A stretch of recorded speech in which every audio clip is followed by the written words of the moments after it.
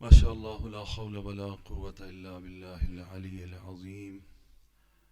أعوذ بالله من الشيطان اللعين الرجيم. بسم الله الرحمن الرحیم. شہداء کے حوالے سے اللہ کے کلام کا سہارا لیا جائے اور محمد و آل محمد علیہ الصلاۃ والسلام کے نورانی کلمات کا سہارا لیا جائے اور دیکھا جائے کہ اللہ کے کلام میں شہداء کو کس انداز میں خراج تحسین پیش کیا گیا ہے اور محمد و آل محمد علیہ الصلاۃ والسلام نے اپنے نورانی کلمات میں اور اپنی عملی سیرت میں شہداء کو کس انداز میں یاد کیا ہے، اور بطور خاص شہداء کے خانوادوں کے حوالے سے سیرت پیغمبر گرامی اسلام صلی اللہ علیہ وآلہ وسلم اور سیرہ مولا متقیان امیر کائنات علی ابن ابی طالب علیہ الصلاۃ والسلام میں کیا رہنمائی ملتی ہے۔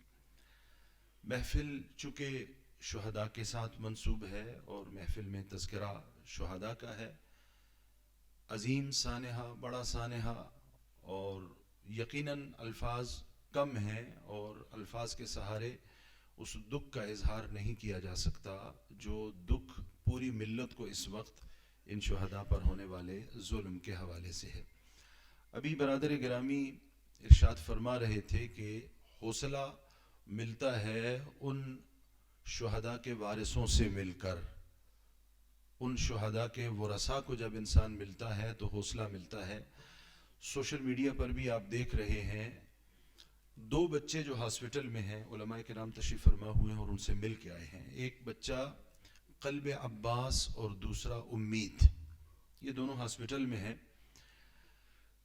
قلب عباس کے پیٹ میں وہ ایک نالی سی بھی لگی ہے، خوراک کی ہے یا کس کی، تو اس سے کسی نے پوچھا کہ آپ مسجد میں گئے اور بم بلاسٹ ہو گیا، تو آپ اب جب صحت یاب ہو جائیں گے تو کیا دوبارہ مسجد میں جائیں گے؟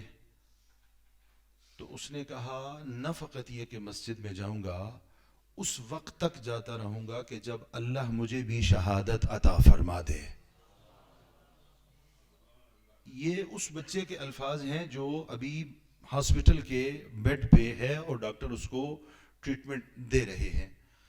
تو جہاں پر یہ جذبہ موجود ہے، جہاں پر یہ حوصلہ موجود ہے، مجھے وہ شعر یاد آ رہا ہے ہمارے برادر فاضل، برادر عزیز اور برادر گرامی جناب اشرف حسین اخندزادہ، جو نجف اشرف میں شیخ الجامعہ کے مؤسسے کے سربراہ بھی ہیں، جہاں جامعۃ الکوثر کے حسینیہ میں ایک پروگرام ہو رہا تھا، طرحی مصرع تھا اور وطن عزیز کے نامور شعراء وہاں پر موجود تھے، افتخار عارف بھی تھے، پیر نصیر الدین نصیر بھی موجود تھے، اور اس کے علاوہ صف اول کے شعراء۔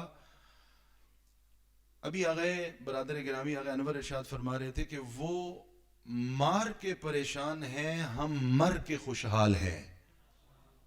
وہ قتل کر کے پریشان ہیں اور ہم قتل ہو رہے ہیں، ہمیں کوئی پریشانی نہیں ہے۔ جناب اشرف حسین اخندزادہ خدا ان کی توفیقات خیر میں اضافہ فرمائے برادر عزیز، انہوں نے ایک شعر پڑھا تھا اور اس صورتحال کی وہ عکاسی کرتا ہے۔ انہوں نے کہا تھا کہ یہ مار رہے ہیں لیکن یہ کم ہو رہے ہیں، ہم مر رہے ہیں لیکن ہمیں دوام مل رہا ہے۔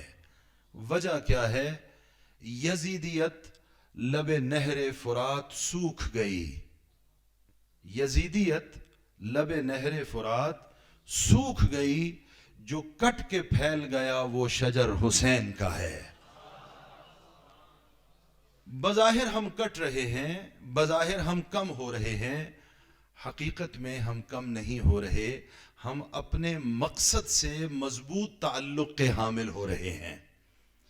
اور یہ شہداء اور یہ ان کے وارث اور یہ بچے اور یہ زخمی، ان کا جذبہ اور اعلان ہمارے برادر گرامی نے فرمایا کہ جامعۃ الکوثر کی طرف سے اور مرجعیت کی طرف سے خداوند متعال اس ادارے کو، اس ادارے کے سربراہ کو برادران کی توفیقات خیر میں اضافہ فرمائے۔ میں پہلے مرحلے میں شہداء کے خاندان کی عظمت بیان کروں گا، اگلے مرحلے میں شہداء کی عظمت بیان کروں گا۔ شہداء کے جو پسماندگان ہیں، شہید تو اپنے اس منزل کی طرف بڑھ گیا، اللہ نے اس کو وہ اعزاز دے دیا، اور وہ اعزاز کیا ہے وہ بھی آپ کی خدمت میں عرض کروں گا۔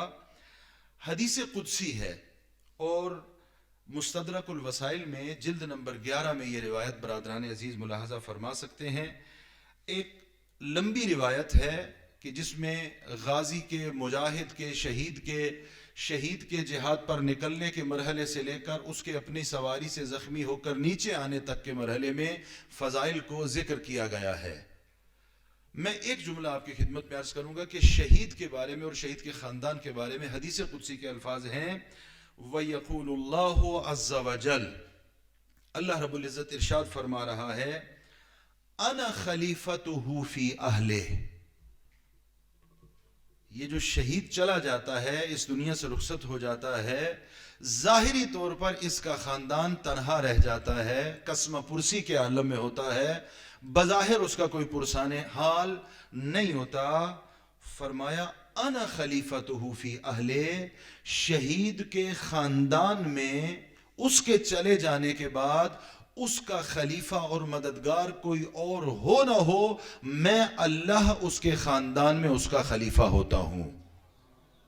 جو راہ خدا میں چلا جاتا ہے، راہ خدا میں جان دیتا ہے، انا خلیفتہ فی اہلہ. اب یہاں پر ایک جملہ میں عرض کروں گا، خداوند متعال تو اس دنیا میں اپنے وجود کے ساتھ کہ جسم و جسمانیت سے پاک اور منزہ ہے تشریف فرما نہیں ہوتا. میرا دل کہتا ہے، علماء رہنمائی فرمائیں گے انا خلیفتہ فی اہلہ، کہ اگر خانوادہ شہداء کے اور یتیموں کے سر پر کوئی دست شفقت رکھتا ہے تو حقیقت میں یہ ہاتھ رکھ رہا ہے، لیکن اس کے پیچھے اللہ کا وہ فرمان ہے کہ میں نے تمہیں وسیلہ بنایا ہے کہ تم میری طرف سے ان کے سر پہ دست شفقت رکھو. انا خلیفتہ فی اہلہ، جو یتیم کے سر پہ دست شفقت رکھے گا. اور اگلا جملہ وَمَنْ أَرْضَاهُمْ فَقَدْ أَرْضَانِي، جو شہید کے خانوادے کو خوشحال کرے گا وہ یقین کر لے کہ اس نے ان کو نہیں مجھ خداوند متعال کو خوشحال کیا ہے. جو دست شفقت رکھتا ہے شہید کے خانوادے پر. اور اس کے بعد فرمایا وَمَنْ أَسْخَطَهُمْ فقد اسخطنی، اور جو شہید کے خاندان کے حوالے سے کسی کوتاہی کا شکار ہوتا ہے، ان کو ناراض کرتا ہے، ان کو خشمگین کرتا ہے، یقین کر لے کہ میں اللہ ناراض ہوتا ہوں. تو یہ خانوادہ شہداء کے خاندان کی عظمت ہے. حدیث قدسی سے اگر آگے بڑھیں تو پاک پیغمبر صلی اللہ علیہ وآلہ وسلم نے اپنے عملی کردار میں شہداء کے خاندان کے حوالے سے سیرت اور رہنمائی ہمارے لیے چھوڑی ہے. یہ واقعہ ہے جنگ موتا کا. جعفر ابن ابی طالب شہید ہو گئے اور ان کے ہاتھ قطع ہوئے. امیر المومنین کے بھائی ہیں، بچے چھوٹے ہیں. پیغمبر خاتم صلی اللہ علیہ وآلہ وسلم کو جب خبر ملی کہ جناب جعفر شہید ہو گئے ہیں، روایت کی لفظیں ہیں کہ پیغمبر خاتم مسجد سے براہ راست ان کے گھر میں گئے، مسجد سے جناب جعفر کے گھر میں تشریف فرما ہوئے اور ان کے بچوں کو اپنے زانوں پر بٹھایا اور ان کے سر پر دست شفقت پھیرنا شروع کیا. جناب جعفر کی زوجہ جناب اسماء یہ جب دیکھتی ہیں تو پیغمبر کی خدمت میں عرض کرتی ہیں تفعل بہم کما یفعل بالایتام. اے رسول خدا، آپ کا رویہ میرے بچوں کے ساتھ ایسا رویہ ہے جیسا یتیموں کے ساتھ رویہ ہوتا ہے. پیغمبر خاتم نے ارشاد فرمایا ہاں جعفر شہید ہو گیا ہے. براہ راست بچوں کے پاس گئے، مسجد سے خبر ملی، اٹھ کے چلے گئے اور دست شفقت پھیرا. پھر اس روایت کے مطابق جو میں نے دیکھی اپنی شہزادی جناب سیدہ سے، بعض روایت کے مطابق دوسری خواتین سے یہ ارشاد فرمایا کہ کئی دن تک اپنے گھر سے کھانا تیار کر کے اس شہداء کے خاندان کی سرپرستی کرنا. یہ سوگوار ہے، یہ عزادار ہے، ان کو احساس تنہائی نہ ہونے پائے. امیر المومنین علی ابن ابی طالب علیہ افضل التحیت والسلام کی سیرت کو اٹھا کر دیکھ لیں. گلی سے گزر رہے ہیں، ایک ضعیفہ کو دیکھا، ایک خاتون کو دیکھا جو بظاہر اپنے کاندھے پر لکڑیاں اٹھا کے جا رہی ہے. امیر کائنات نے کہا اے ضعیفہ، اے کنیز خدا، اگر تو اجازت دے تو میں علی ابن ابی طالب تیرے ساتھ تیرے گھر تک یہ بوجھ اٹھا کے چلا جاؤں. ضعیفہ نے کہا مدد کیجئے. امیر کائنات نے وہ بوجھ اٹھایا اور اس کے دروازے تک پہنچایا. وہ نہیں پہچانتی کہ یہ امیر المومنین ہیں. دروازے پر پہنچ کر امیر کائنات نے ایک سوال کیا، اے یا امت اللہ، تیرا شوہر یا گھر کا سرپرست کہاں ہے؟ یہ کہتی ہے کہ میرا شوہر علی کے ساتھ کسی جنگ میں جہاد میں شامل ہوا تھا اور پھر شہید ہو گیا۔ امیر کائنات نے پوچھا اب کون ہے کہ جو تیرے اخراجات کے لیے تیری مدد کو آتا ہے؟ ضیفہ کہتی ہے کوئی نہیں۔ امیر کائنات علی ابن ابی طالب تشریف فرما ہوئے واپس آئے، گھر سے سامان لیا اور سامان اشیاء خرد و نوش لو کی اس کے گھر گئے اور یہ جملہ کہا، اے کنیز خدا یہ بتا تو کون سا کام آسانی سے کر سکتی ہے؟ اگر تیرے لیے بچوں کو سنبھالنا آسان ہے تو تو بچے سنبھال، علی تیرے گھر میں روٹیاں پکائے گا۔ اگر تیرے لیے بچے سنبھالنے کی نسبت روٹی بنانا اور آٹا گوندنا اور یہ کام کرنا آسان ہے تو تو وہ کام کر، علی تیرے بچوں کو کھلائے گا۔ کہا میں گھر کے کام کروں گی۔ علی ولی نے روایت کے مطابق تنور میں لکڑیاں ڈالی اور آگ تک روشن کی روٹی پکنے کے لیے، اور بعض نقل جو میں نے دیکھی علی ولی نے اپنا چہرہ آگ کے قریب کر دیا اور کہا علی تو کیوں اس وقت تک اس خانوادہ شہداء سے غافل تھا؟ کیوں اس وقت تک اس شہداء کے خانوادے سے غافل تھا؟ اور اس کے بعد سرپرستی فرمائی۔ اور مولا امیر کائنات کے تو اس کے علاوہ بھی دسیوں واقعات ہمارے سامنے موجود ہیں۔ اب یہ واقعات جو خانوادہ شہداء کی عظمت کے حوالے سے ہے، اس سے اگر ہم آگے بڑھیں تو خود عظمت شہداء کی بات کریں۔ شہداء کی عظمت کیا ہے، شہداء کا مقام کیا ہے؟ 2 آیات میں نے آپ کی خدمت میں تلاوت کرنے کا شرف حاصل کیا، آل عمران کی 169 نمبر آیت اور سورہ بقرہ کی 154 نمبر آیت۔ بعض بزرگان کا جملہ میں پڑھ رہا تھا، انہوں نے کہا کہ اگر شہداء کی عظمت کے لیے ہمارے پاس کچھ بھی نہ ہو، نہ کوئی اور آیت ہو، نہ کوئی روایت ہو، نہ کوئی سیرت معصومین کا واقعہ ہو، کچھ بھی نہ ہو، صرف اور صرف 2 آیات یہی والی ہوں تو عظمت شہداء کے لیے کافی ہے۔ اور کچھ بھی نہ ہو، نہ کوئی آیت ہو، نہ کوئی روایت ہو۔ کیوں کافی ہے؟ کہا ان آیات کا انداز دیکھیں۔ ایک دفعہ فرمایا وَلَا تَقُولُوا، نہ کہو جو راہ خدا میں شہید ہو گئے انہیں اموات نہ کہو، انہیں مردہ نہ کہو۔ ایک دفعہ یہ کہا اور ایک دفعہ فرمایا وَلَا تَحْسَبَنَّ الَّذِينَ، زبان سے کہنے کی بات نہیں ہے، انہیں مردہ اپنے ذہن کے مطابق بھی شمار نہ کرو۔ پہلے یہ کہا کہ زبان پر یہ کلمہ نہ آئے، وَلَا تَقُولُوا، نہ کہو ان کو مرا ہوا، پھر کہا نہیں زبان پر کہنا تو دور کی بات ہے، اپنے ذہن میں بھی یہ گمان نہ لے کے آؤ کہ یہ مرے ہوئے ہیں۔ یہ اللہ کے نزدیک بڑا مقام رکھتے ہیں، بڑا مرتبہ رکھتے ہیں، بڑی فضیلت رکھتے ہیں۔ جنگ احد میں ابو سفیان ایک خاص مقام پر جا کر اونچی آواز سے نعرے لگا رہا ہے، اور کیا نعرے لگا رہا ہے؟ مسلمانوں کے 70 شہداء جو آج مرے ہیں، یہ ہمارے بدر کے 70 مقتولین کا بدلہ ہے۔ ابو سفیان کہہ رہا ہے میں شہید کی فضیلت عرض کرنے جا رہا ہوں کہ شہید کا مقام کیا ہے۔ پیغمبر خاتم صلی اللہ علیہ وآلہ وسلم نے سنا اور کہا عدد کے اعتبار سے درست کہہ رہا ہے، لیکن عزت و شرف کے اعتبار سے کہاں ہمارے شہداء، کہاں تمہارے فی النار ہونے والے۔ کیوں؟ اس لیے کہ کہا ہمارے شہداء کو اللہ نے وہ جنت نعیم کے مقامات عطا فرمائے ہیں اور تمہارے مرنے والے اسفل السافلین میں موجود ہیں۔ کہا اصلاً کوئی قیاس نہیں ہے، کوئی تقابل نہیں ہے شہداء اسلام کا تمہارے مقتولین کے ساتھ۔ اور خود پیغمبر خاتم صلی اللہ علیہ، توجہ فرمائیے گا، پیغمبر خاتم صلی اللہ علیہ وآلہ وسلم کی زندگی میں پیغمبر نے سنا کہ ایک شخص دعا کر رہا ہے، اللہم انی اسألک خیر ما تسأل۔ توجہ چاہوں گا طلاب عزیز، اے خدایا میں تجھ سے وہ مانگتا ہوں جو تیرے خیال میں سب سے بہترین دعا ہے جو تجھ سے مانگی جاتی ہے۔ اللہم انی اسألک خیر ما تسأل، وہ بہترین دعا جو تجھ سے مانگی جاتی ہے۔ میں نہیں سمجھتا، میں اپنی مصلحت معمولی سمجھتا ہوں، لیکن تو میری مصلحت سے زیادہ آگاہ ہے۔ پالنے والے جو تیرے ہاں سب سے پسندیدہ دعا مانگی گئی ہے مجھے وہی عطا فرما دے۔ فَأَعْطِنِي أَفْضَلَ مَا تُعْطِي، جو سب سے بہترین انعام تو عطا فرما سکتا ہے مجھے وہ انعام عطا فرما۔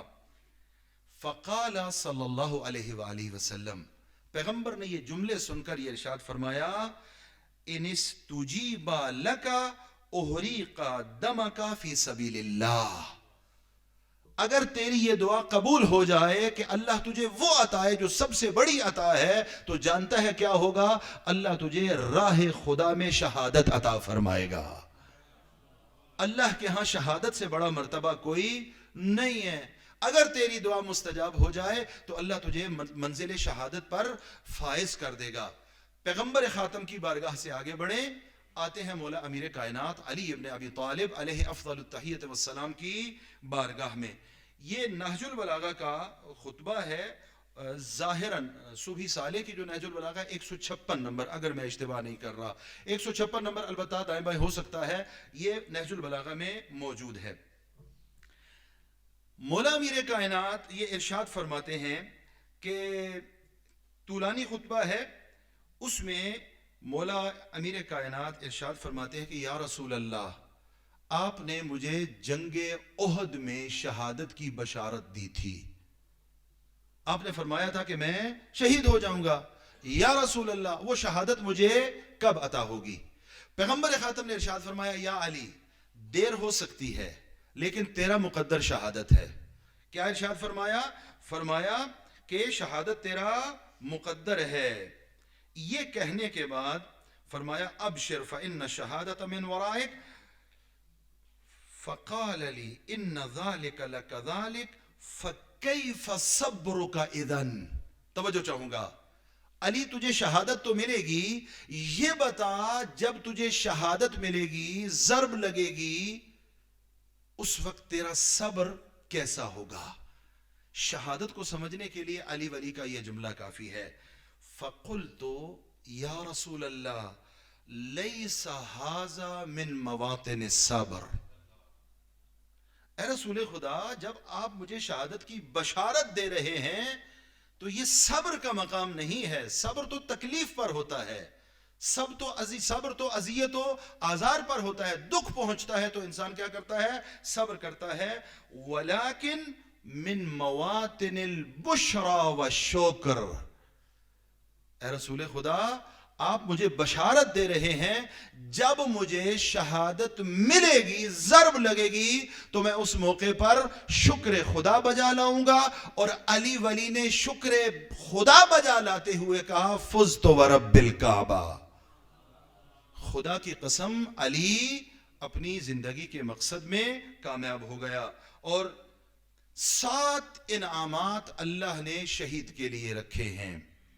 شہید جو اس دنیا سے راہ خدا میں جان دیتا ہے، اس میں 7 للشہید 7 خصال من اللہ، اول قطرة من دمہ مغفور لہ کل ذنب، سارے گناہ پہلے قطرے خون کے گرتے ہی اس کے اللہ معاف فرما دے گا۔